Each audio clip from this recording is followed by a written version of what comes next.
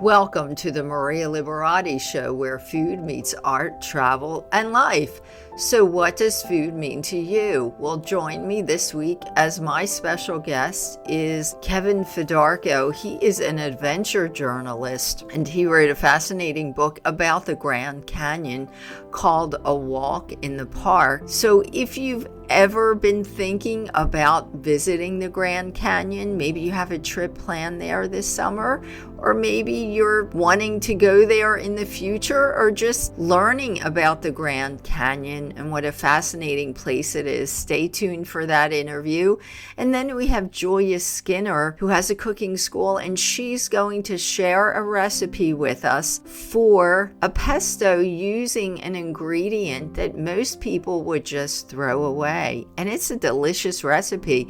So stay tuned for that. But before that interview, I also want to remind you about the contest to win a copy of one of my coffee table books. If you follow me on Instagram.com at Maria Liberati, you will be entered in a contest to win a copy of one of my books. That's Maria Liberati. And also before the interview, since Julia will be sharing an ingredient that most people throw away, how to reuse it, I also wanted to share some ideas for ingredients that people think they should just throw away, but you can actually reuse or use these ingredients, and it will make your food go a little further. So if you have leftover bits of stale or dried out bread, you can turn them into breadcrumbs for topping for all kinds of foods. You can also broil them and you can put them on a cookie sheet, sprinkle maybe some Italian seasoning, some Parmigiano Reggiano, put it under the broiler for just a minute or so. You have to watch everyone's broilers work differently, so you have to just be careful that you don't burn them.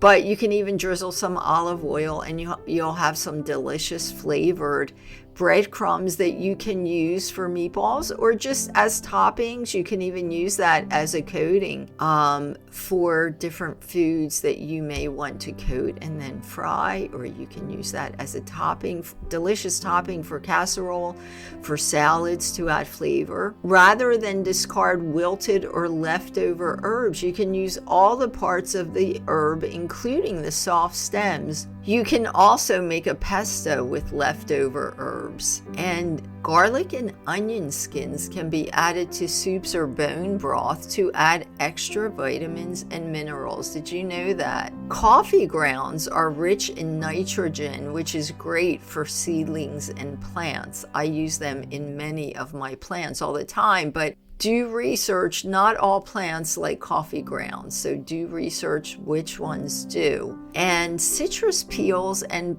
the rinds of Parmigiano Reggiano. So there's a lot of value and flavor in citrus peels and Parmigiano Reggiano rinds. The rinds of the Parmigiano Reggiano, you can use those in soups. They flavor soups and sauces really well. So don't throw the rinds away. Some places even sell the rinds because they really flavor up soups. Now, as far as citrus peels go, you can dry them and use them to give a nice scent to a room. Put them in a little decorative little container. Gives a nice scent to a room.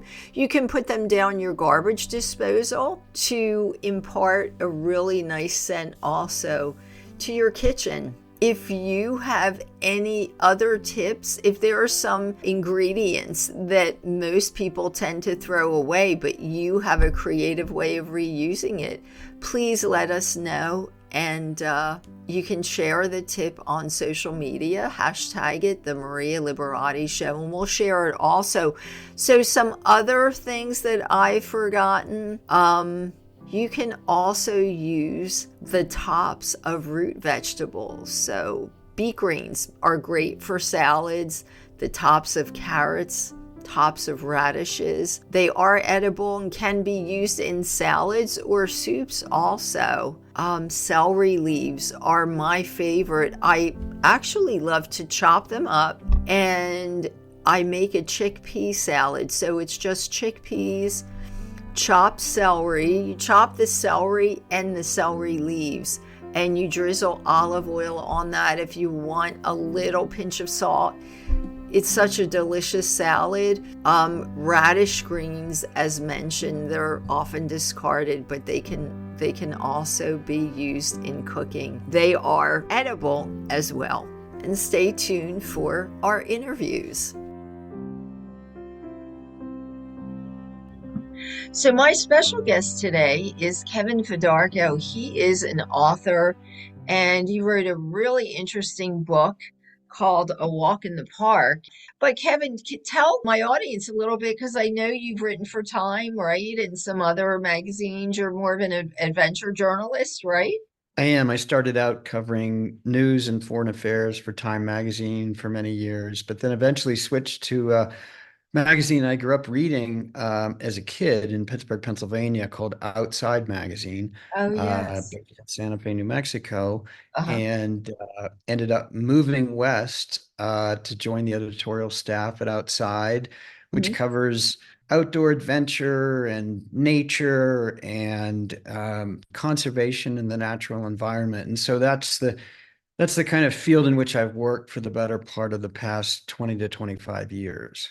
Wow. So is this your first book, A Walk in the Park? No, it's my second book, and it's the second book I've written about the same place, a Oh, place that wow. I became obsessed with, starting as a kid, really. Uh-huh. I kind of, as I mentioned a moment ago, I grew up in Pittsburgh, Pennsylvania, in a Yes. landscape that was kind of ravaged by industrialization, a Uh-huh. place where nature was impaired and Uh-huh. damaged in all Uh-huh. kinds of profound ways. Uh-huh. And at a fairly early age, I was probably 10 or 11, my father handed me a copy of a book called The Man Who Walked Through Time, which was by a backpacker by the name of Colin Fletcher, who was writing about an undertaking that he embarked on in the summer of 1963. It involved hiking the length of what at the time was Grand Canyon National Park. Hmm. And during those years, Grand Canyon National Park only encompassed about a third of the canyon itself.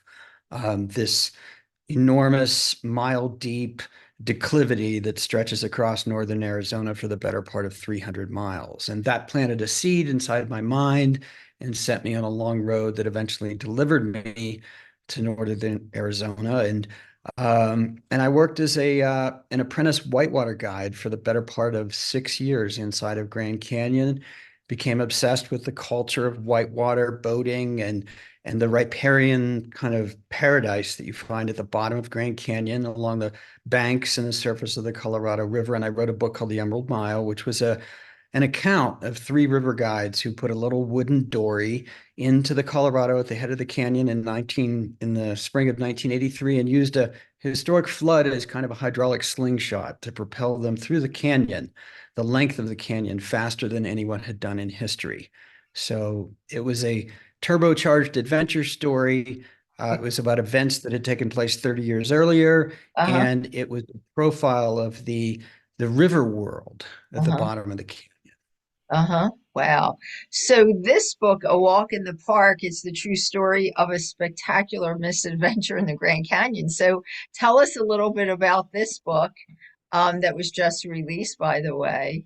Well, shortly after the publication of the book I just mentioned, which is called The Emerald Mile, Uh-huh. um, a very close friend and collaborator of mine, a man by the name of Pete McBride, who is a National Geographic photographer and filmmaker, approached me with a kind of a harebrained idea. And he said, "Look, I know that you know the world of the river at the bottom of the canyon really, really well, but what you and I are going to do as an assignment for National Geographic magazine is we're going to strap on 55-pound backpacks and we're going to walk from one end of Grand Canyon National Park to the other, despite the fact that there's no trail." Uh-huh. And there's no trail because this is, as your listeners may or may not know, one of the most fragmented and fractured and broken landscapes we have on the face of North America. And there is a highway that runs through it. It's the Colorado River. It's the instrument that carved and polished and sculpted the canyon in the first place. But Uh-huh. the rest of it is just, it's these mile-high ramparts of rock that are studded with cliffs and terraces. And the only living creatures that really go there are bighorn sheep. People do walk into and out of the canyon. They climb from the rims down to the river and back, but there's no trail that will take you laterally across the length of the canyon. And that's what Pete wanted us to do. We were going to be doing this in the summer of 2015 because the National Park Service was commemorating its 100th anniversary. The centenary of the founding of the National Park Service was Right. taking place in 2016. And so we entered a world, not the world of the river, but the world of the rock, which comprises about 98% of Grand Canyon. And I didn't think it was going to be that big of a deal. And boy, was I wrong. My other question was going to be, how did you get the idea to do the book? But you've already told us.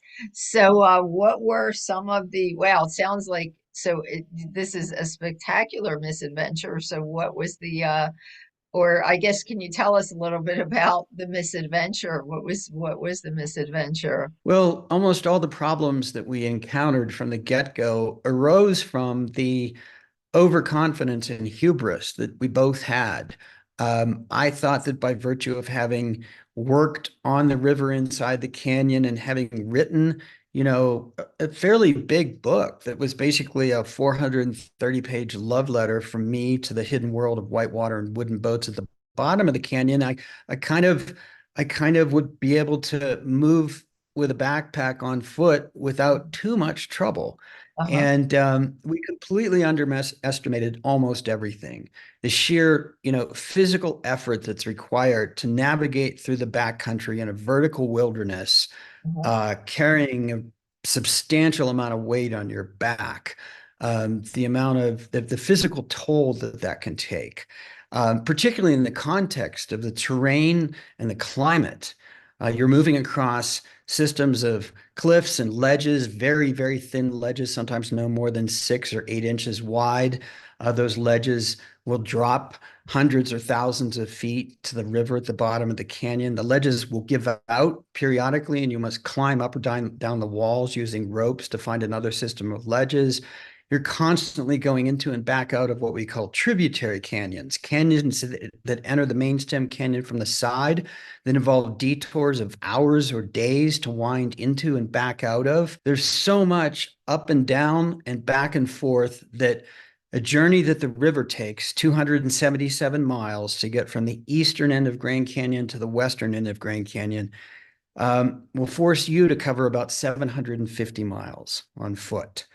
And all this is occurring under some rather extreme temperature challenges. In the spring, summer, and fall, the temperatures can exceed 110 or 120 degrees. The place is an absolute furnace. But Huh? then in the winter, you find massive snowstorms moving in across the canyon, coating the walls of the canyon in layers of snow and ice that are 9 to 11 inches thick, driving the temperatures down to -5 degrees. It gets so cold that you huddle inside of your tent with your water bottles tucked under your arms and between your legs to keep your water supply from freezing. Wow. So a So very, very challenging it environment. sounds very challenging. So, for somebody that, it wants to be a visitor of the Grand Canyon, what time of year would you recommend to go there? So it sounds like summer definitely is probably not that good, and obviously winter, I guess it sounds more like we're talking spring, fall kind of. Is that a better time for, if a family wants to visit, not for an adventure necessarily, but just kind of a travel, to see the Grand Canyon. What would be the If best? people are thinking of a family trip to the Grand Canyon, a trip to Right. this national park, which by the way it's the second most visited national park in America. The only national park that gets more visitors is Great Smoky Mountains National Park in Oh, yes. Tennessee, and that's because it has a highway running through the middle of it. But this is unquestionably the most iconic of our parks. It's the Yeah. park that everyone knows and can recognize, regardless of whether they've been here or not. There are about 6 million people that Hmm. come each and every year.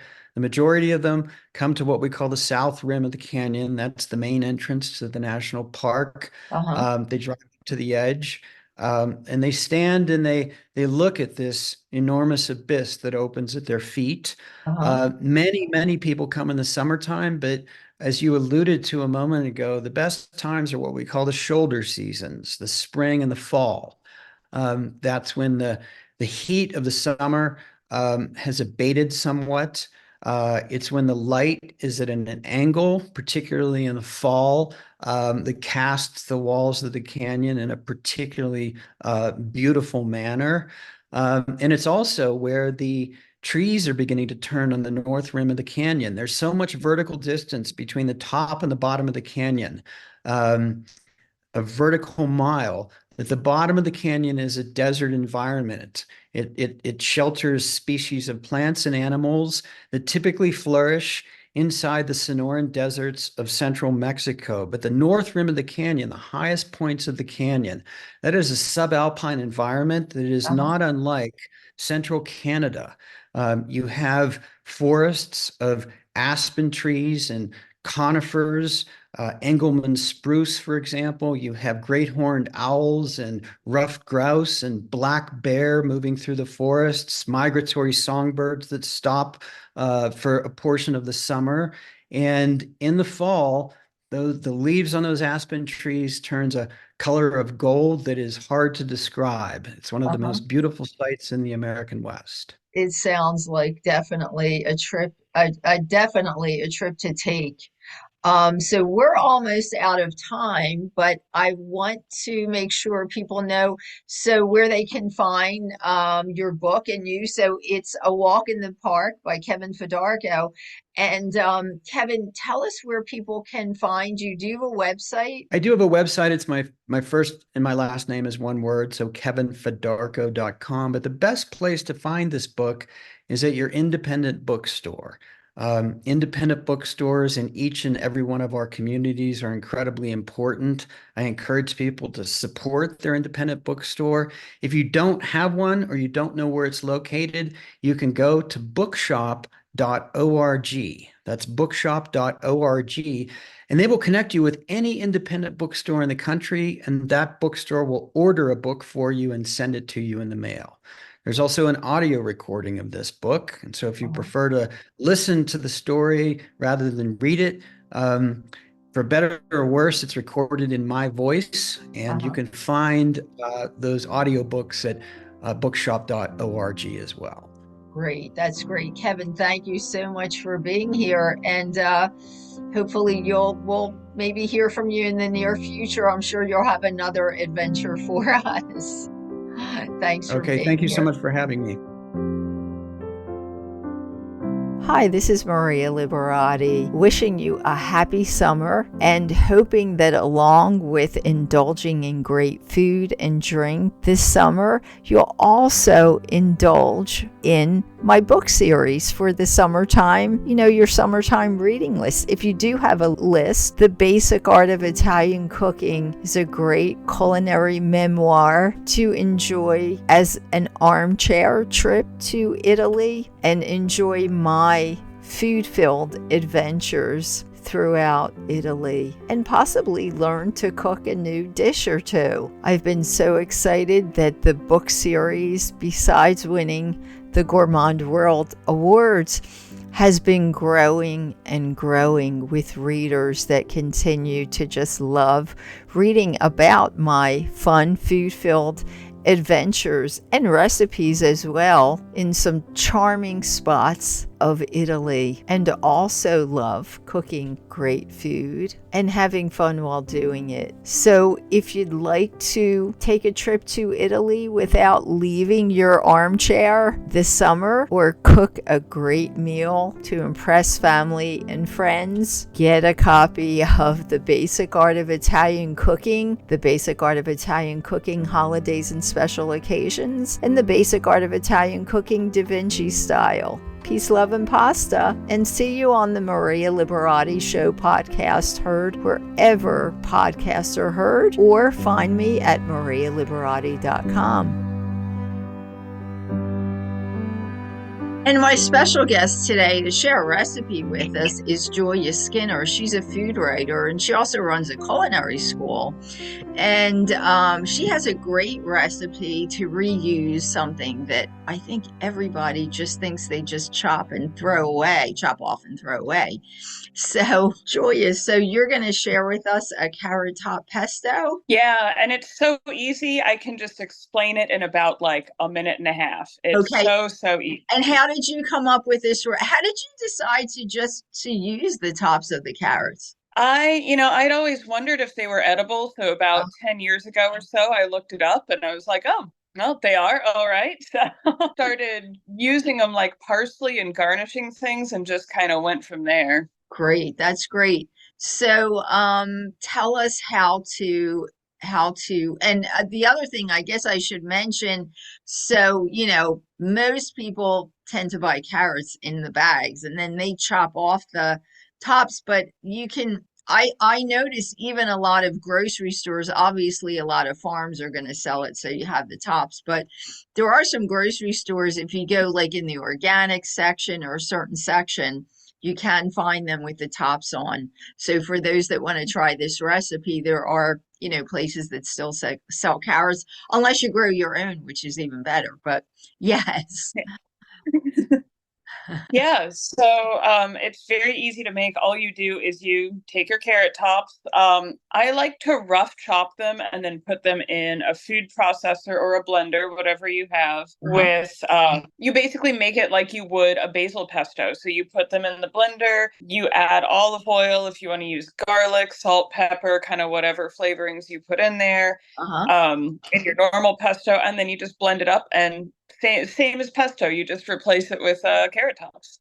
Wonderful. So you just replace the basil with carrot tops then, right? And it's probably less expensive because basil, you have to get loads of basil for pesto. So again, it's just carrot top, the greens on the carrots, the top of the carrots, and then olive oil and garlic, did you say? Garlic? Yeah, I usually put in a clove or two of peeled garlic also. Yes. Did you use Parmigiano Reggiano cheese also, or? You can if you want, yeah. You can put it. Any nuts or anything like that? I guess I should say for those that aren't nut allergic. Yeah, you can add, do the very traditional like pine nut and Parmesan sort of profile. Or you can just have it be just the greens and the garlic, and it has this really nice, bright, fresh flavor when you do that. That's really good on fish. Oh wow! Oh yeah, I can imagine that. Yeah, so that's a great topping to cook on seafood. But I was going to say, if somebody wants to add in nuts, I could think of like the pine nuts, which is the typical pesto, or even walnuts. You could probably add those in. But if not, what Julia tells us, it's really fresh tasting even without the nuts. So that sounds delicious. Julia, thanks so much for sharing that recipe. And I know you have some others, so maybe we can have you back another time to share some other recipes with us. Julia, tell people where they can also find you. So on social media, I'm at Root Kitchens, and my culinary school opens next year, and that's Culinary Curiosity School. So keep an eye out for that. And my website is root-kitchens.com. Great. Thank you so much, and have a great summer, and hopefully we'll see you back soon. Thanks for listening to the Maria Liberati Show this week, and thanks for joining in. And as always, thanks to my producer, Britton Roselle, and my special guests. And just a reminder, follow me on Instagram.com at Maria Liberati, and you'll find a contest to win a copy of one of my coffee table books. So that's Instagram at Maria Liberati. And you can also hear a lot more interviews and guests on my radio show on WWDB AM. That's in the Philadelphia listening area. That's 860 on the dial. However, if you're not in the Philadelphia area, you can still listen to the show online. Now, the show is on Saturdays at 1:30 Eastern Standard Time, 1:30 till 2 p.m. But if you're not in the Philadelphia area, you can go to www.dbam.com, and the shows are downloaded there as podcasts. So you can find all the shows, and you can listen to all the shows there if you're not in the Philadelphia area. You can also find videos of many of the podcasts on the Maria Liberati Show channel on YouTube, and you can find my Gourmand World award-winning book series, The Basic Art of Italian Cooking, at marialiberati.com, on the publisher's website, artoflivingprimamedia.com, on Amazon and Kindle, and anywhere books are sold. And if you can't find the book, you can go to an independent bookshop and just tell them to order a copy of the book for you. And in the least, if you can't find it that way, just send us an email at info@marialiberati.com, and we'll help you get a copy of the book. And you can also find me, as mentioned, at marialiberati.com, the website for the podcast, the marialiberatishhow.com. You can find me on Facebook at Chef Maria Liberati, on Instagram at Maria Liberati, on Twitter, or X as it's called now, at Maria Liberati, on Pinterest at Maria Liberati, on Vimeo, where you can also find lots of video of the shows, and that's at Maria Liberati on Vimeo as well. And until next week, peace, love, and pasta.